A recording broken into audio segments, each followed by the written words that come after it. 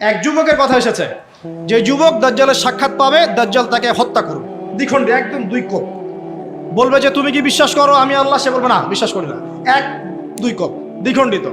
এক এক দেহের একটা অংশ একদিকে, আর একটা অংশ আরেকদিকে। তারপরে দেহের এই দুই অংশকে সে আবার জিন্দা করবে, জীবিত করবে, করে আবার তাকে বলবে এবার কি বিশ্বাস হলো যে আমি আল্লাহ? তোমাকে মৃত্যুর পর আবার জীবন দিলাম, তোমার কি বিশ্বাস হলো যে আমি আল্লাহ? এই যুবক তখন বলবে এবার আমার পূর্ণ বিশ্বাস হয়েছে তুই দাজ্জাল।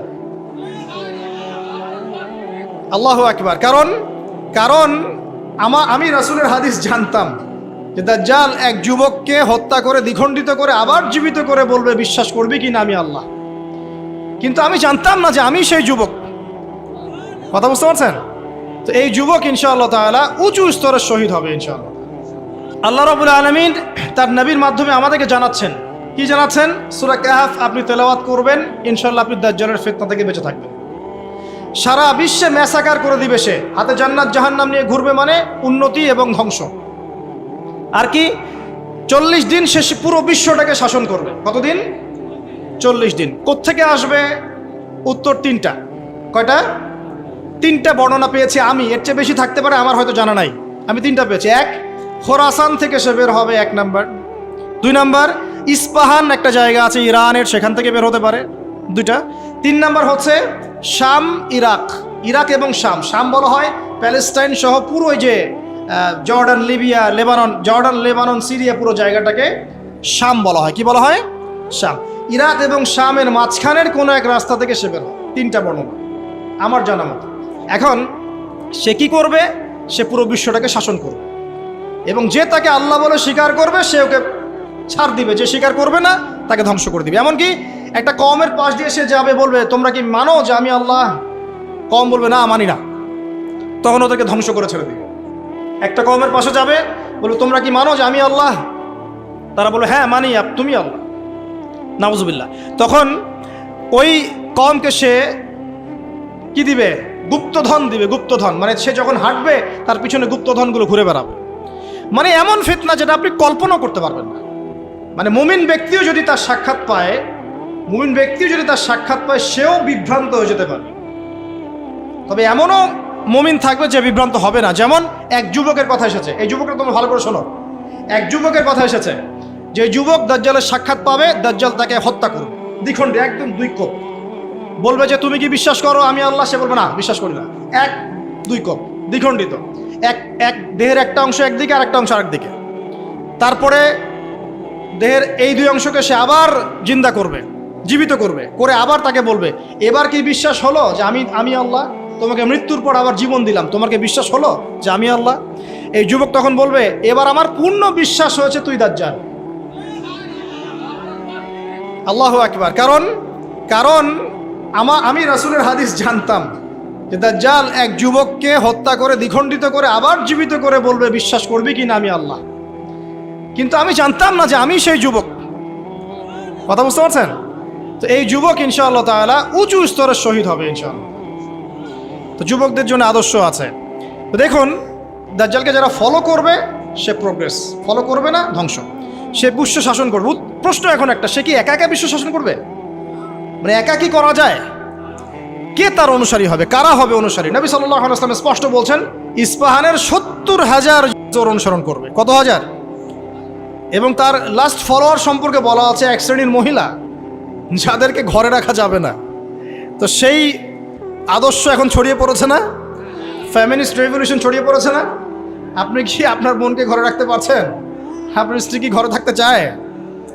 কেউ চায় না। এখন সবাই বাঁধন ছিন্ন করে বেরিয়ে যেতে চায়। আচ্ছা, আমি আসছি ওদের জায়গায়। শেষ করার আগে অবশ্যই তাদের জায়গায় আসবো ইনশাআল্লাহ। আসুন, কে ফলো করবে? যারা জালেম। যারা কি? জালেমরা। এখন একটু লক্ষ্য করেন ওয়ার্ল্ডের দিকে তাকিয়ে, যে একটা বিশ্বকে শাসন করতে হলে আপনার বিশ্বের সব বড় বড় ডিপার্টমেন্টগুলোকে শাসন করতে হয় না? শ্রীলঙ্কা নাম শুনেছেন তো? শ্রীলঙ্কা কি বিশ্বের অর্থনীতিকে শাসন করতে পারবে? মালদ্বীপ পারবে? পাকিস্তান, নামটা যদিও পাকিস্তান, কিন্তু ওখানে অনেক নাপাকি আছে। কথা বুঝতে পারছেন? অনেক নাপাকি আছে। উত্তর কোরিয়া, সে কি পারবে? আপনাকে যদি ইকোনমিক্যালি সারা ওয়ার্ল্ডকে রুল করতে হয় তাহলে সারা বিশ্বের অর্থনীতি আপনার নখদর্পণে থাকতে হবে। সেটা কি মুসলিমদের আছে? কাদের হাতে এগুলো এখন? কাদের হাতে এগুলো এখন? বুঝে নেন। তাহলে ওয়ার্ল্ডকে রুল করতে হলে ইকোনমি ডমিনেট করতে হবে। আপনি এটার ক্ষমতা আমাদের কাছে নাই, ওদের কাছে আছে। মিডিয়া নিয়ন্ত্রণ করতে হবে না ওয়ার্ল্ডকে রুল করতে হলে? ওয়ার্ল্ডকে রুল করতে হলে মিডিয়া লাগবে কি না? তাদের হাতে। ফাইন্যান্স রুল করতে হবে কি না? লাগবে, এটা ওদের হাতে। পলিটিক্যাল অ্যাফেয়ার্স রুল করতে হবে কি না? হবে। মিলিটারি সেকশন রুল করতে হবে কি না? হবে। অস্ত্রশস্ত্র এগুলো তাদের সবচেয়ে সেরা অস্ত্রগুলো লাগবে কি না? মনে করেন আমার কাছে আছে পারমাণবিক অস্ত্র, আপনার কাছে আছে ওই যে রাইফেল, আমি কি আপনাকে ভয় করব?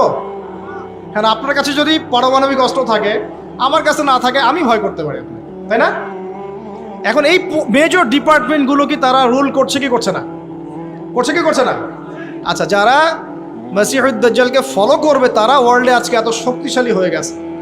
তারা কি এত শক্তিশালী ছিল কখনো? উত্তর না। কখন হয়েছে? বিগত 100 বছরে। কত বছরে? প্রায় বিগত 100 বছর। এখন আপনাকে বাঁচাবে কে তাদের থেকে? রাসূলুল্লাহ সাল্লাল্লাহু আলাইহি ওয়াসাল্লাম বলছেন কোন সূরা বাঁচাবে? সূরা কাহফ। প্রথমে সূরা কাহফ থেকে একটা ছোট্ট অংশ বলি, তারপর আমি শেষের দিকে যাচ্ছি। এই অংশটা মনোযোগ দিয়ে শোনেন। এই সূরার মধ্যে 4টা ঘটনা আছে। কয়টা ঘটনা? একটা আসহাবুল কাহফের ঘটনা, 2 নাম্বার 2 বন্ধুর ঘটনা। এক বন্ধু খুব বস্তুবাদী, আরেক বন্ধু হচ্ছে দরিদ্র মুমিন। 3 নাম্বার হচ্ছে যুলকারনাইন বাদশাহ বা নবী, অনেকে অনেক কথা বলেন, আলাইহিস সালাম, তার ঘটনা। 4 নাম্বার হচ্ছে মূসা এবং খিদর আলাইহিস সালাম, তাদের ঘটনা। এছাড়াও এই সূরার মধ্যে ইয়াজুজ আর মাজুজের কথাও আছে। একটা ঘটনা আপনাকে দেখতে হবে আগে। একটু বিশৃঙ্খলা করবেন না প্লিজ, বসেন। আমরা বেশি লম্বা করব না আলোচনা, একটু বসেন। কোন ঘটনা? যদি কোনো প্রশ্ন থাকে আপনাদের চিরকুটে লিখবেন, লিখে ভলান্টিয়ারের কাছে দিবেন, আমরা শেষে যদি সময় পাই দেওয়ার চেষ্টা করবো ইনশাআল্লাহ। একটা ঘটনা, মূসা আলাইহিস সালাম দাঁড়িয়ে লেকচার দিচ্ছেন, জনগণ শুনছেন। একজন দাঁড়িয়ে বললেন, নবী মূসা আপনি অত্যন্ত চমৎকার আলোচনা করেছেন, আপনার চেয়ে কোনো জ্ঞানী মানুষ কি পৃথিবীতে আছে? নবী মূসা বলছেন না। আল্লাহ পাক ধরলেন, না তোমার চেয়েও জ্ঞানী মানুষ আছে। মূসা আলাইহিস সালাম বলছেন, কে সেই মানুষ? আমি তার সাথে সাক্ষাৎ করতে চাই। আল্লাহ পাক বললেন, তুমি 2 সাগরের মিলনস্থলে তাকে পাবে। তিনি চলে গেলেন, গিয়ে দেখলেন হ্যাঁ সেখানে একজন মানুষ আছে, তার নাম খিদর। কি নাম? নবী মূসা বললেন, হাল আত্তাবিউকা আলা আন তুআল্লিমানি মিম্মা উল্লিমতা রুশদা। হে খিদর, আমি কি আপনার অনুসরণ করতে পারি এই শর্তে যে আপনি আমাকে জ্ঞান শিক্ষা দিবেন যা আল্লাহ আপনাকে শিখিয়েছেন? খিদর বলছেন, ইন্নাকা লান তাস্তাতিআ মাইয়া সাবরা, তুমি আমার সাথে ধৈর্য ধরতে পারবে না। আগেই বলে দিলেন, এত দূরদর্শিতা, আগেই বলে দিলেন ধৈর্য তুমি ধরতে পারবে না। কথা বুঝতে পারছেন? মূসা আলাইহিস সালাম বলছেন, না ইনশাআল্লাহ আমি ধৈর্য ধরবো। আচ্ছা ঠিক আছে, চলো আমার সাথে। তারা চললেন, সামনে নৌকা, নদী পার হলেন। নদী পার হওয়ার আগেই নৌকা ফুটা করে দিলেন। একটা মাঝি, পদ্মা নদীর মাঝি, আমাকে যদি ফ্রি নৌকা পার করে দেয় আর আমি তার নৌকাটা ফুটা করে দেই, অন্যায় না? খিদর আলাইহিস সালাম এটা করলেন। মূসা আলাইহিস সালাম বলছে, এটা কি করলেন আপনি? অন্যায় করলেন। খিদর বললেন, আমি বলি নাই আপনাকে আপনি প্রশ্ন করবেন না, আপনি ধৈর্য ধরতে পারবেন না। ঠিক আছে, ভুল হয়ে গেছে, চলেন সামনে। আবার যাচ্ছেন, একটা বাচ্চা, ছোট বাচ্চা ডেকে নিলেন, হত্যা করে ফেললেন। এটা কি করলেন? নিষ্পাপ বাচ্চাকে হত্যা করলেন। আমি কি বলি নাই তুমি সবর করতে পারবে না? তিনি বলছেন, হ্যাঁ ঠিক আছে, আরেকবার প্রশ্ন করলে আমাকে আর সাথে নিয়েন না, চলেন। এবার সামনে গিয়ে একটা দেয়াল পড়ে আছে, একটা গ্রামে গেলেন। গ্রামে গিয়ে বললেন, নাস্তা পানি কিছু হবে কিনা, সৌজন্যমূলক। কেউ কোনো নাস্তা পানি দিল না, কোনো সৌজন্যমূলক আচরণই করলো না। ও যে বাসায় মেহমান আসলে বলে না, খেয়ে আসছেন না গিয়ে খাবেন, ওই টাইপের ছিল আর কি। তো যাই হোক, তিনি দেখলেন যে ওদের একটা দেয়াল পড়ে গেছে বেচারা। ওই দেয়ালটাকে তিনি আবার শক্ত করে নির্মাণ করে রেখে দিলেন। মূসা আলাইহিস সালাম বললেন যে এটা কি করলেন? নাস্তা পানিও দিল না, ভালো ব্যবহারও করলো না, আপনি উল্টা তার এই উপকার করলেন বিনা পারিশ্রমিকেই। কিছু আজর নিতেন তাহলে তো ভালো হতো। তো খিদর আলাইহিস সালাম বলেন, এটা হাদা ফিরাকু বাইনি ওয়া বাইনাক, আমার আর তোমার মাঝে এখন ফিরাক, পার্থক্য হয়ে গেল, আর আমাদের পথ চলা হলো না। তবে যাওয়ার আগে আমি জানিয়ে দেই, ওই নৌকা ফুটা করেছিলাম এই কারণে, যদি ফুটা না করতাম তাহলে জলদস্যু নৌকাটা নিয়ে যেত। ফুটা করে দিয়েছি, এই খারাপ নৌকা তারা আর নিবে না। ঠিক আছে কথা? 2 নাম্বার, বাচ্চাকে যদি হত্যা না করতাম এই বাচ্চা বড় হয়ে বড় কাফের হতো এবং পিতা মাতাকেও কুফরিতে নিয়ে আসতো। এটা আমি আল্লাহর হুকুমে করেছি, একা একা করি নাই। 3 নাম্বার, এই দেয়াল নির্মাণ করেছে এই কারণে, এই দেয়ালের নিচে 2 জন এতিম বাচ্চার রেখে যাওয়া পৈতৃক সম্পত্তি আছে, এটা নির্মাণ করে দিয়েছি, মানুষ এটা সিজ করতে পারবে না, তারা যখন বড় হবে তখন নেবে ইনশাআল্লাহ। তো এই 3টা ঘটনা তো একটু ফোকাস করেন। কোন সূরা আছে এটা? সূরা কাহফ।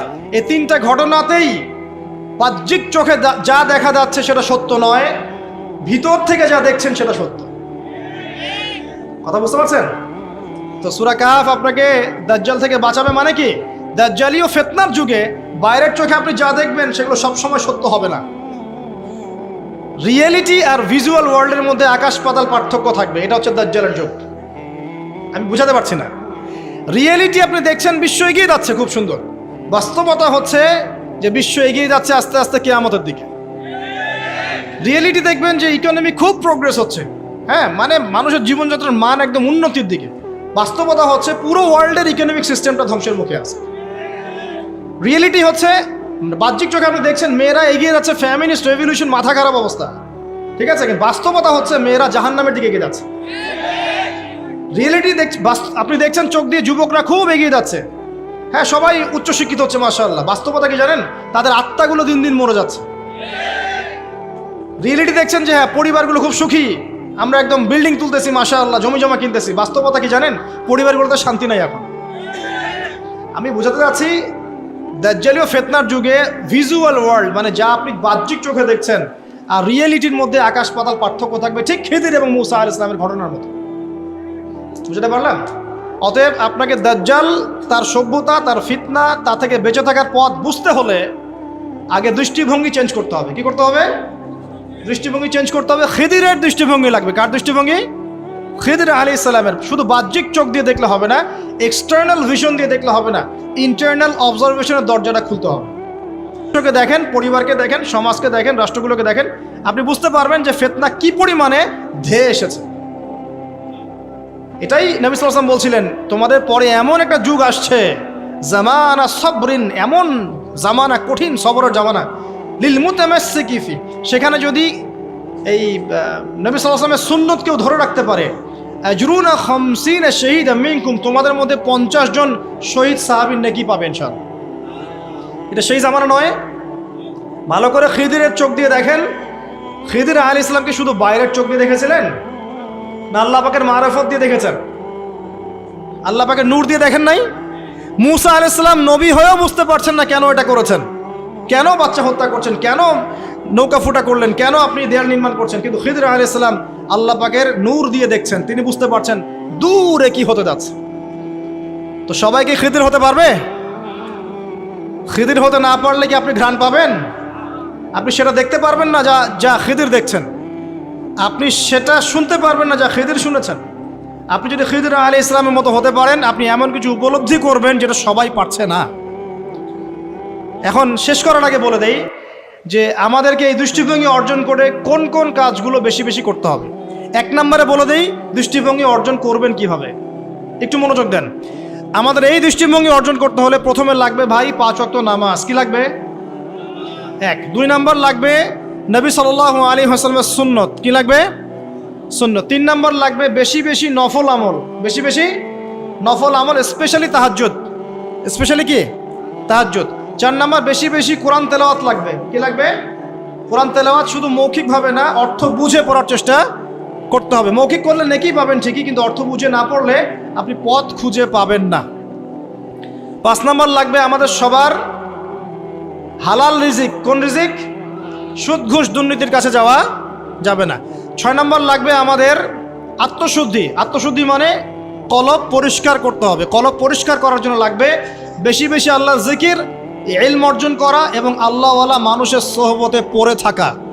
একা একা নূর অর্জন করা যাবে না। আল্লাহওয়ালা মানুষের সোহবতে পড়ে থেকে জ্ঞান চর্চার মধ্য দিয়ে, আল্লাহর জিকির, কোরআন তেলাওয়াত, আত্মশুদ্ধির মধ্য দিয়ে আপনি ইনশাআল্লাহ নূর পাবেন ইনশাআল্লাহ। আর কি কি করা যাবে না, অল্প বলছি, বেশি বলবো না। কি কি করা যাবে না? 1 নাম্বার, সবচেয়ে বড় কথা, মনের মধ্যে কোনো রকম হিংসা রাখা যাবে না। কারো প্রতি হিংসা করবেন, নূরের সাথে আপনার কোনো সম্পর্ক নাই। 2 নাম্বার, অহংকার মন থেকে বের করতে হবে। কি বের করতে হবে? অহংকার কি জিনিস? আপনার কাপড়টা সুন্দর হোক, এটা অহংকার নয়। জুতা সুন্দর, ভালো পারফিউম ইউজ করেন, আপনার বাড়িটা সুন্দর, এগুলো অহংকারের নিদর্শন নয়। অহংকারের নিদর্শন হচ্ছে 2টা। একটা হচ্ছে মাতারুল হাক্কি ওয়া গামতুন নাস, সত্যকে প্রত্যাখ্যান করা, অন্য মানুষকে তুচ্ছ তাচ্ছিল্য করা। এই 2টা হচ্ছে অহংকারের নিদর্শন। মনে কোনো প্রকার অহংকার রাখলে আল্লাহর নূর পাওয়া যাবে না।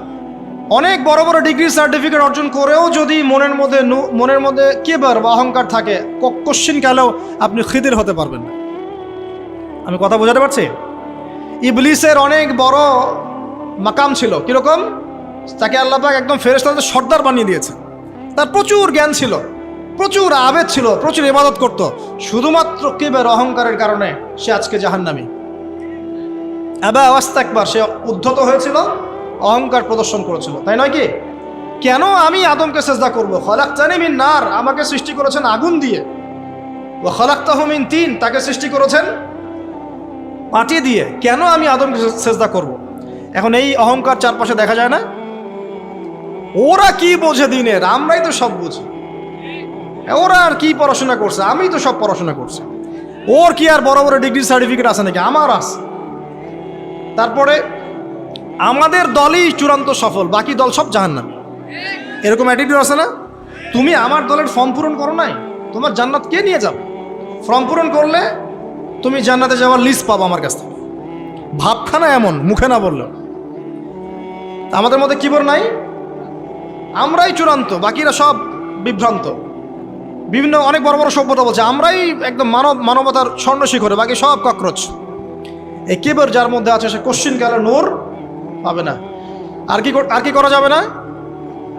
1 নম্বর হিংসা, 2 নম্বর কিবর, 3 নম্বর অপবাদ। কারো উপর মিথ্যা অপবাদ দেওয়া যাবে না।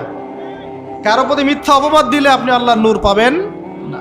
4 নম্বর হচ্ছে পরশ্রী কাতরতা। কারো উন্নতি দেখছেন খুব জ্বলে, উন্নতি অগ্রগতি প্রগতি দেখছেন খুব জ্বলছে, এই পরশ্রী কাতরতা থাকলে কোশ্চিন কালেও আল্লাহর নূর পাবেন না।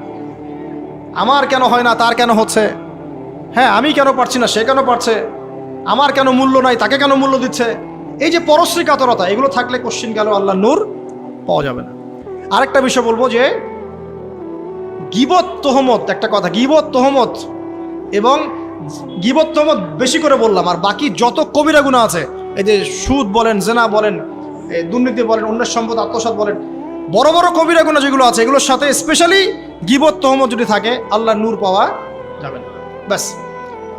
এখন নূর অর্জন করে কিভাবে পথ চলবো খুব শর্ট করে বলে দিই। 1 নাম্বার, প্রিয় ভাইরা সবাই মনোযোগ দিয়ে শুনুন, সবাইকে, আমাদের সবাইকে, যদি আমরা কি ইসলামের বিজয় চাই?